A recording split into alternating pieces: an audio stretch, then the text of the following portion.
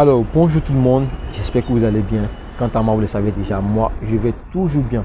Aujourd'hui, nous allons aborder un sujet qui est vraiment particulier et qui est vraiment délicat concernant certains agents du ministère de la Construction.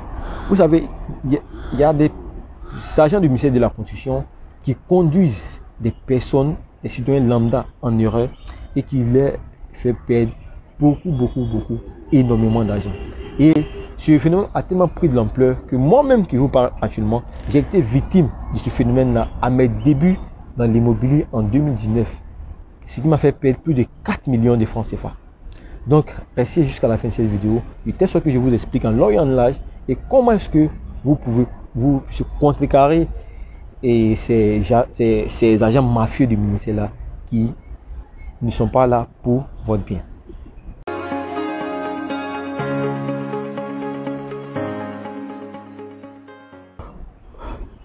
Alors, bienvenue à vous et je me présente pour ceux qui sont nouveaux sur la chaîne. Mon nom c'est Paul Jonathan, votre expert immobilier.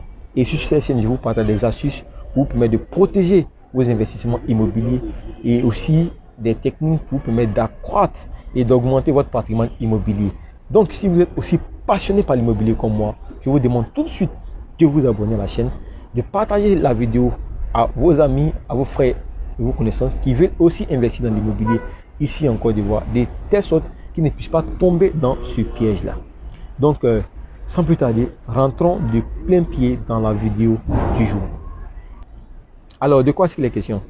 Vous savez, plusieurs promoteurs immobiliers ont commencé à copier le modèle des plateformes d'investissement ou de paris en ligne qui utilisent certains influenceurs pour pouvoir faire la promotion de la plateforme, comme XBet, comme MomoBet. Mais vous savez que c'est un phénomène qui a pris de l'ampleur, que même aujourd'hui dans les collèges et lycées, on a des élèves de 6e, 5e qui sont sur les plateformes de paris sportifs. Donc ce phénomène a pris réellement de l'ampleur. Pourquoi? Parce qu'il y a des influenceurs qui ont commencé à en faire la promotion. Et on a des agences immobilières maintenant qui ont décidé de copier ce modèle-là. Donc qu'est-ce que ces agences-là font? Elles recrutent des influenceurs pour pouvoir faire la promotion de leurs biens immobiliers. Dans le fond, c'est pas mauvais. Voilà. Mais là où cela pose problème, c'est que ces personnes, en plus des influenceurs, approchent des personnes, des agents du ministère. On sait que pour une personne lambda, un agent du ministère, c'est une personne qui est habilitée à donner des conseils et c'est cette personne-là qui est le garant de votre investissement immobilier parce que ce sont des personnes qui nous sont recommandées pour tout investissement immobilier. Ce sont ces personnes-là qui sont censées nous guider. Vous comprenez? Donc, qu'est-ce que ces agents-là font? Ces gens vont directement vers ces personnes-là, leur promettant quoi?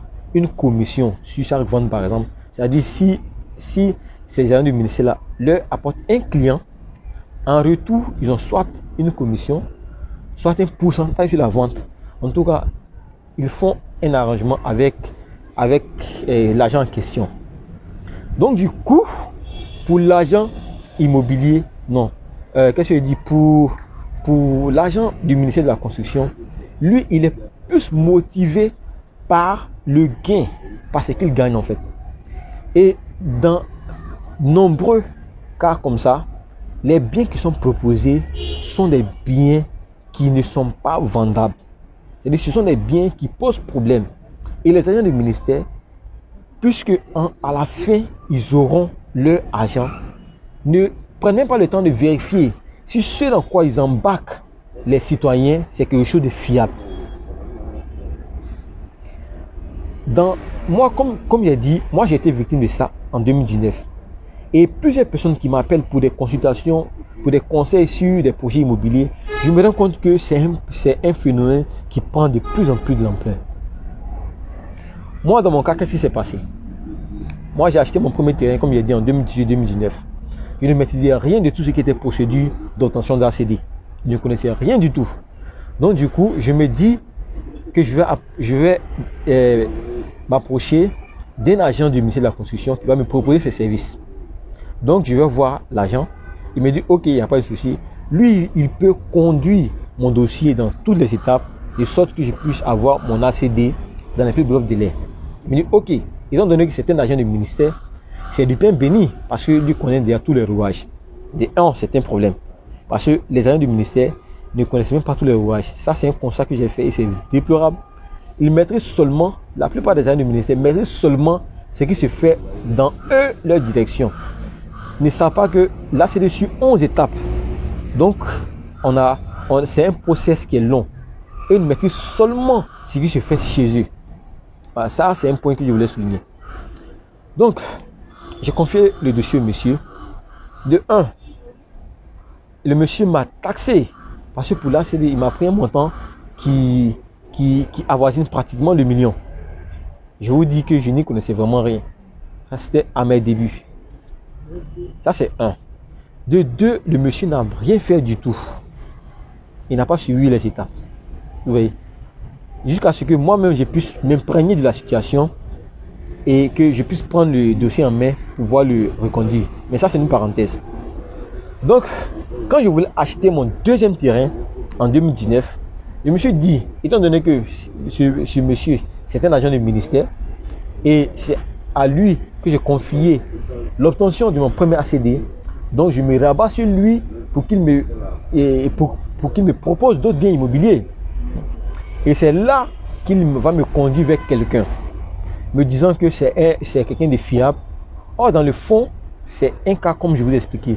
C'est quelqu'un qui cherche à vendre ses terrains, donc il est passé par les agents du ministère. Moi, je vous dis, sur la base de la confiance et me disant que c'était un agent du ministère qui m'a recommandé le promoteur immobilier en question, je n'ai même pas été sur le site. C'est-à-dire pour voir le terrain de mes propres yeux. Non. Parce que j'avais 3 millions sur moi que je voulais investir dans quelque chose. Donc sur la base de la confiance, l'agent du ministère en question m'a conduit chez le vendeur.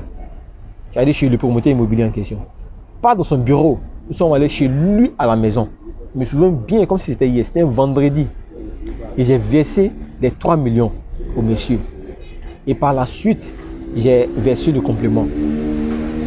Je vous dis que nous étions en 2019. Jusqu'à aujourd'hui, 2023, je n'ai pas eu mon terrain.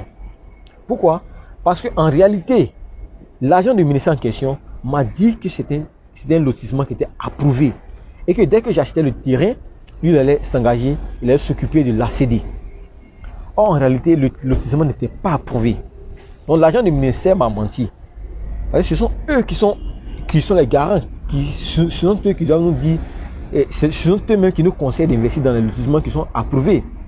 Et lui, il m'embarque dans un lotissement qui n'est pas approuvé, me faisant croire que c'est un lotissement qui est approuvé.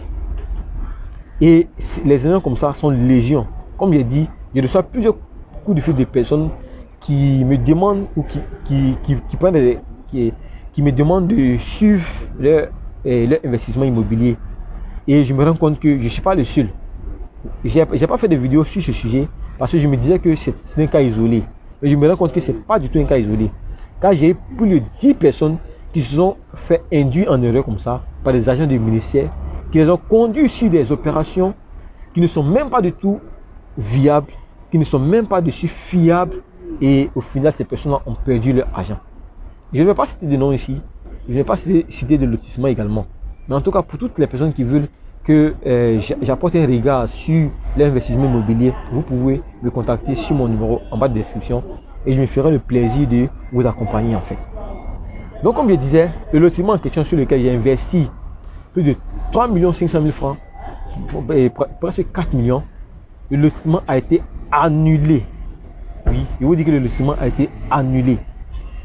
Donc là, je me suis rabattu sur celui qui m'a conduit là-bas, qui est l'agent du ministère de la Construction. Il a commencé à me raconter des histoires. Heureusement que j'avais le contact du vendeur en question. Donc je l'ai appelé, il m'a présenté ses excuses et actuellement il a décidé de me mettre sur un autre lotissement qu'il a quelque part d'autre. Donc jusqu'à présent, le lotissement sur lequel il m'a mis, le lotissement n'a pas encore abouti. L'ancien lotissement a été annulé et jusque là, je n'ai pas encore reçu mon argent. Je n'ai pas non plus reçu mon terrain et je suis je suis comme ça dans le vide. Donc mon conseil ici, c'est que quand vous allez aller au ministère de la construction pour vérifier vos dossiers, s'il y a des agents du ministère ou des personnes qui se font passer pour des agents du ministère qui vous accostent et qui vous proposent des terrains, ne balayez pas tout de suite du revers de la main ces terrains-là. Prenez le temps de vérifier et faire des contre-expertises. C'est vrai que c'est un agent du ministère qui vous a recommandé ce terrain-là, mais cherchez à avoir l'avis soit d'un autre agent du ministère ou approchez-vous de nous. Nous allons vérifier aussi pour voir est-ce que le dossier ou le projet que l'agent du ministère vous propose, c'est un projet qui est fiable et dans lequel vous pouvez vous engager. Comme j'ai dit, ne vous fiez pas tout de suite aux agents du ministère. J'ai été victime et je ne suis pas le seul dans ce cas. Comme je vous dis, je ne suis pas le seul dans ce cas. Parce que comprenez une chose, vous savez, les agents du ministère, ce sont des fonctionnaires comme tout autre fonctionnaire. Et là-bas, les salaires, on les connaît déjà. Les salaires, c'est tout autour de 200 000, 300 000 francs par là. Pour la plupart, à part les cadres qui vont à 500 000 et plus. Donc, vous voyez, pour un agent du ministère qui touche, on prend la moyenne 250 000 francs. Et il y a un opérateur immobilier qui vient le voir et qui lui propose de vendre ses biens. Et en contrepartie, il aura des commissions de 500 000 francs par exemple. Imaginez si le monsieur arrive à vendre un seul terrain, il aura combien? 500 000 francs qui vaut 2 mois de salaire. Donc, comprenez tout de suite que cet agent-là ou cet individu sera motivé en fait. Donc, son but premier sera de chercher à vendre les terrains ou les biens immobiliers qui sont proposés au lieu de s'assurer que le projet est fiable et que c'est quelque chose dans lequel il peut s'embarquer et embarquer également des personnes en fait. Donc il pense plus à lui qu'à vous qui allez partir acheter les biens immobiliers. Donc comme j'ai dit, si on vous propose des biens, je ne dis pas que tous les biens sont faux, non. Il y a des personnes qui achètent les biens qui sont proposés par des agents du ministère et qui au final aboutissent, il n'y a pas de souci. Mais de grâce, on a beaucoup de promoteurs comme ça qui sollicitent des agents du ministère parce qu'on se dit que ce sont des gens de confiance à qui on peut se référer. Et dans le fond, au final, ce sont des opportunités qui se transforment en vinaigre. Donc, comme je l'ai dit, cette vidéo-là ne sera pas longue. Faites très attention quand les agents du ministère vous accostent, vous proposez des biens ou quand vous-même vous allez vous renseigner sur des éventuels biens immobiliers. Faites attention, faites très attention.